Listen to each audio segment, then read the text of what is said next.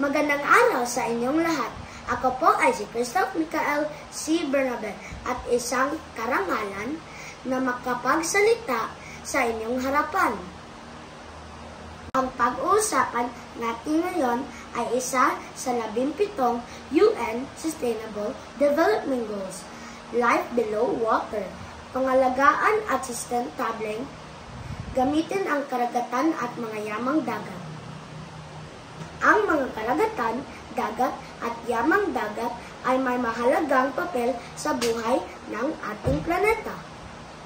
Ngunit ang mga ekosistemang ito ay nahaharap sa matitinding banta tulad ng polusyon, labis sa paningisda at pagbabago ng klima. Isa-isahin ko ang mga layunin ukol dito. Una, pangangalaga sa kalikasan.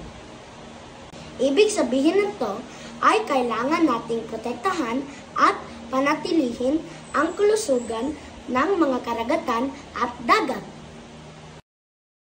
Kasama dito ang paglilinis ng mga basurang pumapasok sa dagat, pagpigil sa polusyon at pagprotekta sa mga coral reef at iba pang marupok sa ekosistema.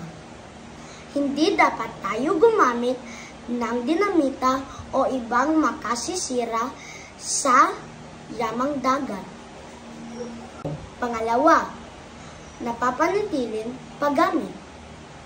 Ang paggamit ng yamang dagat tulad ng isda, alimango at iba pang lamang dagat ay dapat gawin sa paraang hindi naubos ang mga ito.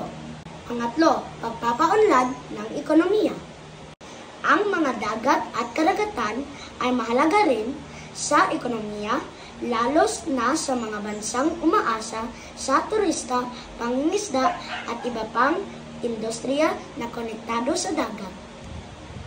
Ang layuning ito ay naglalayong suportahan ang mga industriyang ito sa paraang hindi nakakasira sa kalikasan.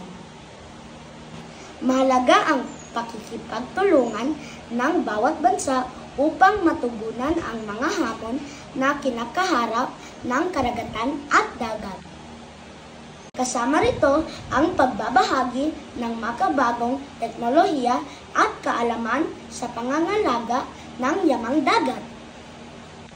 Sa madaling salita, ang layuning ito ay isang paalala na kailangan nating kumilos ng sama-sama upang mapanatili ang kalusugan ng ating mga karagatan at dagat.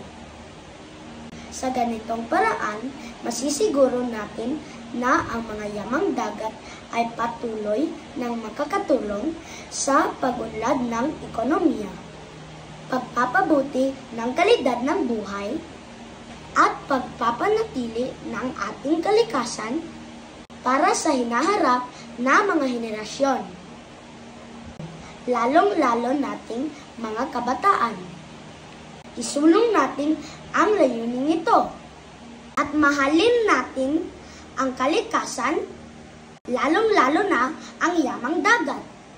Maraming salamat po at naway may natutunan kayo sa araw na ito. Magandang araw sa lahat. Ito po ay si Christoph Michael C. Bernabe.